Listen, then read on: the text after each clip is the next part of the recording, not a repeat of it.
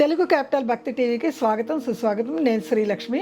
ఈరోజు మనతో శ్రీ శ్రీ శ్రీ ఆనంద శివకామేశ్వరి పీఠాధిపతి శ్రీ శ్రీ శివకామేశ్వరి ఆనందమయ్య గారు మనతో ఉన్నారు. శివకామేశ్వరి గారు నమస్కారం అండి. నమస్కారం అమ్మా. ఆనందమయ్య అమ్మగారు, మిమ్మల్ని చూస్తూ ఉంటేనే మాకు చాలా ఆనందంగా ఉంది. మిమ్మల్ని అందుకనే ఆనందమయ్య అమ్మ అని పిలుస్తున్నాను. ఈ రోజుల్లో మనుగడలో మానవాళికి ఎక్కువగా ఆర్థిక ఇబ్బందులతో చాలా బాధపడుతున్నారండి. ఆర్థిక బాధలు తొలగాలి అంటే మహిళలు ముఖ్యంగా, అంటే మగవారు చేయకూడదు అని కాదు, మగవారు చేస్తే ఇంకా అద్భుతం. కానీ వాళ్ళకి అంత తీరికలు ఉన్నా లేకపోయినా మహిళలకైతే ఓర్పు సహనంతో ఉంటారు కాబట్టి వాళ్ళు బయటికి వెళ్తున్న తీరిక చేసుకుంటారు. దానికి ఒక మార్గాన్ని చెప్తారండి, మాకు అందిస్తారండి. ఈనాటి మానవాళికి, మగవాళ్ళకి కానివ్వండి ఆడవాళ్ళకి కానీ ఎవరికైనా కావాలండి. చాలా మంచి ప్రశ్న అడిగారు. తెలుగు క్యాపిటల్ భక్తి టీవీ వీక్షిస్తున్న ప్రేక్షకులందరికీ కూడా శ్రీమాత్రే నమః. మీ అందరికీ మహాలక్ష్మి యొక్క అనుగ్రహం కావాలని చెప్పి అమ్మ నన్ను అడిగారు. తప్పకుండా ఏం చేస్తే మీకు మహాలక్ష్మి అనుగ్రహం లభిస్తుందో త్వరలోనే తెలియజేస్తాను. ఎందుకంటే వచ్చేది శ్రావణ మాసం కాబట్టి ఈ శ్రావణ మాసం లోపల ఆ లక్ష్మి మీ ఇంట సిరులు కురిపించాలని అందరికీ ఆశీర్వదిస్తూ, అంటే శ్రావణ మాసంకే సిరులు కురిపించే విధానంగా చెప్తారు అనమాట. ఇంకా అంతకన్నా అద్భుతం ఏంటండి, మహాలక్ష్మీదేవే వరం ఇచ్చింది అనుకుంటాం. అమ్మ, ఇక్కడ నేను అనుకుంటున్నది ప్రతి శుక్రవారం మన సోదరి మండలందరి చేత లైవ్లో కాకపోయినా నాతో పాటు శుక్రవారం రోజు ప్రతిరోజు ప్రదోషకాలంలో నాతో పాటు పూజ చేసుకునేలాగా శుక్రవారం నాతో పాటు పూజ చేసుకోవాలి. ఆ విధి విధానాలన్నీ ఇప్పుడు మనము చాలా మహిమాన్వితమైనటువంటి కనకధార స్తోత్ర పారాయణ యొక్క అర్థాలని తెలుసుకుంటాం. కనకధార కురుస్తుంది. ఎందుకంటే దాని పేరే కనకధార. ఎందుకంటే చూడండి, ఆ శంకరులు అక్కడ కూర్చున్న వెంటనే బంగారు ఉసిరికాయలు అక్కడి నుంచి అమ్మవారు కురిపించిందట.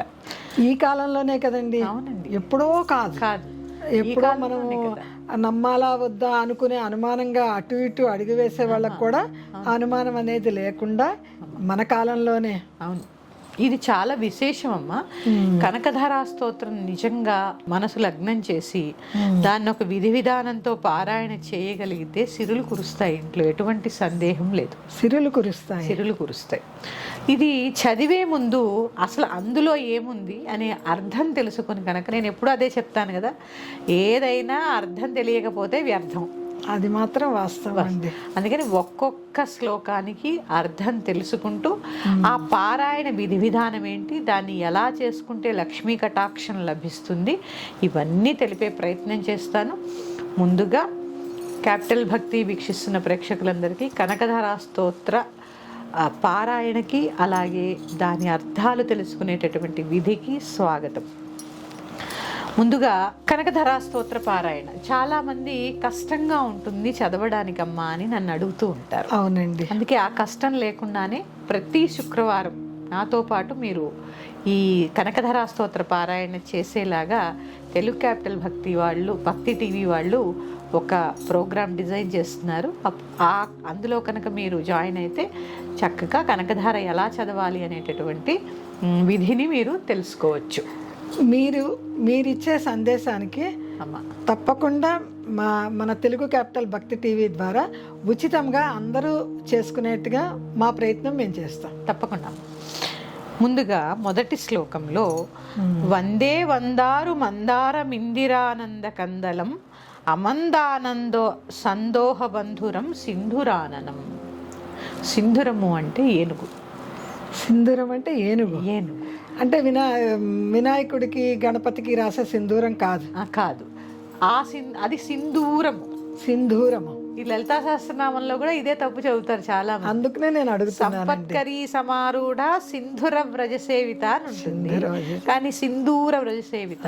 అందుకనే ఈ పాయింట్ నేను మిమ్మల్ని అడిగాను. అక్కడ ఏంటి అంటే అమ్మా, సంపత్కరీ దేవత ఏనుగుల గుంపుతో సహా వస్తుంది అని, అది వ్రజము అంటే గుంపు వస్తుంది అని అర్థము. కానీ దాన్ని కొంచెం మార్చి చదువుతున్నారు. అవేర్నెస్ వచ్చిందిలేండి. నేను చెప్పిన తర్వాతే చాలామంది నా దగ్గరకు వచ్చి చెప్పారు, అమ్మ మీరు చెప్పడం బట్టి మేము సరి చేసుకున్నామని. అలా ఇక్కడ కూడా ఈ సింధురము అంటే ఏనుగు. అసలు ఈ వందే వందారు మందార మిందిరానంద కందలం అనే దానికి ముందు అర్థం తెలుసుకుందాం. భక్తులని ఆశ్రయించి కల్పవృక్షమైనట్టుగా వరాలిచ్చేటటువంటి ఇందిర ఆనంద కందలం. ఆ ఇందిరాదేవికి ఆనందాన్ని కలిగించే అపారమైన ఆనంద సమూహంతో ప్రకాశించేటటువంటి ఏనుగు ముఖం కల గణేశ్వరుడికి వందనము. ఆ గణపతి అంటే ముందు మనం గణపతిని తలుస్తున్నాం. కనకధారలో ముందు గణపతిని స్తుతించుకున్నాం. ఏ పని చేసినా ముందు గణపతినే కదండి. ఇక్కడ ఆవిడకి కూడా ప్రసన్నాన్ని కలిగిస్తాడట. ఆ ఇందిరాదేవికి కూడా ప్రసన్నాన్ని కలిగించేటటువంటి ఏనుగు ముఖము కలిగినటువంటి ఆ గణపతికి వందనము. ఎంత అర్థం, ఎంత అద్భుతంగా కానీ అండి కనకధార అద్భుతం అండి. దాని అర్థం తెలుసుకుంటే చాలా, అసలు ఒకలాంటి అమృతం కురిస్తే ఎలా ఉంటుంది చెవుల్లో అంత బాగుంటుంది. అందుకే చెప్పారు కదండి కనకధార, ఆ అమృత వర్షమే కనకధార. ఇక మళ్ళీ ఒక్కసారి చెప్తున్నానమ్మా. వందే వందారు మందారమిందిరానంద కందలం అమందానంద సందోహ బంధురం సింధురాననం. గణపతికి వందనం తెలియచేసుకుంటూ ఒక శ్లోకంలోకి వెళదాం. అంగం హరేః పులకభూషణమాశ్రయంతీ భృంగాంగనేవ ముకుళాభరణం తమాలం అంగీకృతాఖిల విభూతిరపాంగలీలా మాంగళ్యదాస్తు మమ మంగళదేవతాయ. ఇది మొదటిది, కనకధారలోని మొదటి శ్లోకం. ఇక్కడ దీని అర్థం ఏంటి? అంగం హరే పులకభూషణం ఆశ్రయంతి. శ్రీహరి శరీరాన్ని ఆనందంతో అలంకరించేటటువంటి దేవత. ఎలా అలంకరిస్తుంది అంటే తీగ వలె ఆనందంతో అలంకరించేటటువంటి దేవత. తర్వాత పులకభూషణం ఆశ్రయంతి, ఆ పులకించినటువంటి ఆభూషణాలతో ఆశ్రయించినటువంటిది. తర్వాత భృంగాంగనేవ ముకులాభరణం తమాలం, తుమ్మెద పువ్వును ఆశ్రయించినట్లు అంగీకృతాక విభూతిరపాంగలీల మాంగళ్యదాస్తు మమ మంగళ దేవతాయ.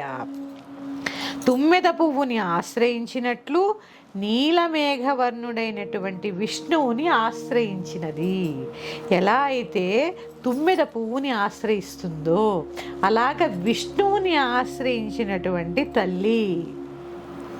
తుమ్మెద ఎప్పుడు కూడా పువ్వుని వదలు చూడండి, ఆ తేనె గ్రహిస్తూ ఉంటుంది. అమ్మ కూడా స్వామివారి పాదాలు నొక్కుతూ ఉంటుంది. దీనిలో ఒక అంతరార్థం ఉందండి. మగవారి యొక్క చీలమండల్లో శనీశ్వరుడు ఉంటాడట. ఆడవారి యొక్క అరచేయి లక్ష్మీ స్థానం. అవును. ఈ లక్ష్మి శుక్రస్థానం అనమాట. లక్ష్మీ స్థానం అంటే శుక్రు శనిలిద్దరు స్నేహితులు. ఈ కాళ్ళు స్త్రీ నొక్కడం వల్ల ఈ భర్తకి ఏమన్నా శని బాధలుంటే తొలగిపోతాయి. భర్త కాళ్ళు భార్య నొక్కడం వల్ల విష్ణుమూర్తి పాదాలు ఎప్పుడు లక్ష్మీదేవి ఉంటుంది. అర్థం ఏంటంటే నేను కాళ్ళు పట్టుకోవాలా అని జనరేషన్ వాళ్ళు అంటారు. ఈ పాదాలు నొక్కడం వల్ల లక్ష్మీ ప్రాప్తి కలుగుతుంది అని చెప్పడానికే అమ్మ మీరు భర్త కాళ్ళు ఒత్తుతూ ఉండండి, అక్కడే ఐశ్వర్యం ఉంటుందని చెప్తుంది ఆవిడ. సింబాలిక్గా చెప్తోంది. అది మనం అర్థం చేసుకోకుండా రకరకాల వింత పోకడలకి పోతూ ఉంటాం. ఎలా అయితే తుమ్మెద పువ్వుని ఆశ్రయించి ఉందో అలాగా ఆ విష్ణువుని ఆశ్రయించి ఉన్నది. అలాంటి సమస్త ఐశ్వర్యాలను తమ చూపుతోనే ప్రసాదించేటటువంటి దేవత, అటువంటి మంగళ దేవత అయినటువంటి మహాలక్ష్మి నాకు శుభాన్ని ప్రసాదించుగాక. అంతకన్నా అదృష్టం ఏంటండి? ఇక్కడ చూడండి ఎంత అర్థం ఉందంటే దీంట్లో భర్తతోటే ఐశ్వర్యం. ఎందుకంటే మాంగళ్యం తంతునా నేనా మమ జీవన హేతునా కంఠే బధ్నామి సుభగే త్వం జీవ శరదాం శతం అని ఒక మంత్రం ఉంటుంది. వేదమంత్రం. దానికి అర్థం ఏంటి తెలుసా అండి? చెప్పండి. నా ఇంటికి శుభాల్ని తెచ్చే ఒక దేవత, నువ్వు శతాయుష్యవంతురాలవై దీవించు అని చెప్పి మెడలో మంగళసూత్రాన్ని కడతాడు భర్త. అంటే మొదటిగా నీ క్షేమాన్ని కోరుకునేవాడు భర్త. ఎందుకంటే నువ్వు నాకు శుభాల్ని ప్రసాదిస్తావు వచ్చిన దగ్గర నుంచి, అందుకని నీ మెడలో నేను సూత్రాన్ని ధరింపచేస్తున్నాను అని ఈయన కడితే ఆవిడ ఏమంటుంది తెలుసా అండి, అంతకు ముందు మంత్రాల్లో భార్యకి అన్నీ అప్పచెప్పేస్తారు. ఆయన దగ్గర ఉన్న ఆస్తిపాస్తులు, తల్లిదండ్రులు, చుట్టాలు, ఇక నుంచి వీళ్ళందరినీ చూసుకునే బాధ్యత నీదే, సంపద అంతా చూసుకునే బాధ్యత నీదే అని గృహలక్ష్మిని చేస్తాడు. ఆవిడేమంటుంది తెలుసా అండి, ఇది కట్టి నన్ను నీ ఇంటికి రాణిని చేసుకున్నావు, నువ్వు దీర్ఘాయుష్యవంతుడై జీవించడానికి ఈ మాంగళ్యాన్ని నా గుండెల మీద ధరిస్తాను అని చెప్పి పట్టుకుంటుంది. ఇక్కడ ఎంత ఉందండి మన వివాహ వ్యవస్థలో, చాలా తేలిగ్గా తీసేస్తాము. ఇది వివాహ వ్యవస్థలో ఆవిడ చూడండి పతి యొక్క పాదాలు నొక్కుతూ ఉంటుంది. అక్కడ ఎక్కువ తక్కువ కాదు. ఎవరైతే భర్తకి ఈ మోకాళ్ళ కింద నుంచి పడుతూ ఉంటారో ఆ ఇంట లక్ష్మి కొలువై ఉంటుంది. పాదాలు స్పృశిస్తూ ఉంటారో భర్తకి, అలాగే భర్తకి జీతం వచ్చిన వెంటనే భార్య చేతిలో పెట్టి కనుక తీసుకుంటే అది ఎప్పుడు కూడా వృద్ధి అవుతుందండి. గృహలక్ష్మి చేతికి ఇచ్చి, ఎందుకంటే శుక్రస్థానం స్త్రీ అరచేయి శుక్రస్థానం. ఇంత ఉందండి, అందుకే ఆవిడ పాదాలు ఒత్తుతూ ఉంటుంది. అలా విష్ణువుని ఆశ్రయించినటువంటి ఓ మహాలక్ష్మి నాకు శుభాల్ని ప్రసాదించుగాక అని చెప్పి ఈ మొదటి శ్లోకానికి అర్థము మళ్ళీ మొదటి శ్లోకాన్ని నేను చెప్తాను. అంగం హరేః పులకభూషణమాశ్రయంతి భృంగాంగనేవ ముకులాభరణం తమాలం అంగీకృతాఖిల విభూతిరపాంగలీలా మాంగళ్యదాస్తు మమ మంగళదేవతాయ. ఈ శ్లోకానికి అర్థం ఇది. అందుకని గౌరవం అనేది పరస్పరం ఇచ్చిపుచ్చుకోవాలి, అప్పుడే ఏ ఇంటైనా ఐశ్వర్యం నిలబడుతుంది. పురుషుడు స్త్రీని గౌరవించాలి, స్త్రీ పురుషుణ్ణి గౌరవించి ఆ శివశక్తుల్లా కలిసి ఉన్న చోట దేనికి లోటు ఉండదు. సుఖ సంతోషాలతో ఉంటే అమ్మవారు వచ్చి వాళ్ళ నట్టింట్లోనే కూర్చుంటుంది. అందుకే ఎత్తనార్యంతు పూజ్యంతే రమంతే తంత్రదేవత. చక్కగా ఈ కనకధరా స్తోత్ర పారాయణ గురించి తెలుసుకుంటూనే మన యొక్క కుటుంబ విలువలను కూడా తెలియజేసే ప్రయత్నం చేస్తాను. భార్యాభర్తలకి సంబంధించినటువంటి కొన్ని, ఎందుకంటే ఇది ఎందుకు చెప్తానంటే అమ్మ, ఇక్కడ ఒకటి ఉంది. లక్ష్మీదేవికి విష్ణువుని ఎంత పొగిడితే అంత ఇష్టం.